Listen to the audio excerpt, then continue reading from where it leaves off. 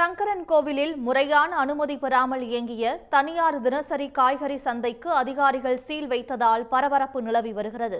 இதுகுறித்த கூடுதல் விவரங்களை தருகிறார் செய்தியாளர் மணிகண்டன். மணிகண்டன், கூடுதல் விவரம். தென்காசி மாவட்டம் சங்கரன் கோவில் தற்காலிக பேருந்து நிலையம் அருகே தினசரி காய்கறி சந்தை நடைபெற்று வந்தது.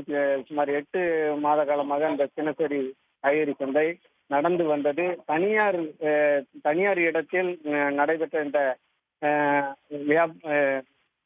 காய்கறி சந்தை முறையான அனுமதி பெறாமல் நடந்து வருகிறது என அதிகாரிகள் ஏற்கனவே அவர்களுக்கு தெரிவித்திருந்தனர்.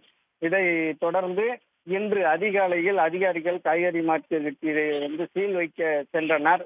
உடனடியாக அங்கு வந்திருந்த வியாபாரிகள் மற்றும் இட உரிமையாளர்கள் கடும் வாக்குவாதம் செய்தனர். வாக்குவாதத்திற்கு பின்பு வட்டாட்சியர் தலைமையில் காய்கறி சந்தை பூட்டி சீல் வைக்கப்பட்டது. உடனடியாக அங்கிருந்து போலீஸ் பாதுகாப்பு குவிக்கப்பட்டது. இதனைத் தொடர்ந்து காய்கறி சந்தைக்கு மார்க்கெட்டுக்கு கொண்டு வந்திருந்த விவசாயிகள் காய்கறிகளை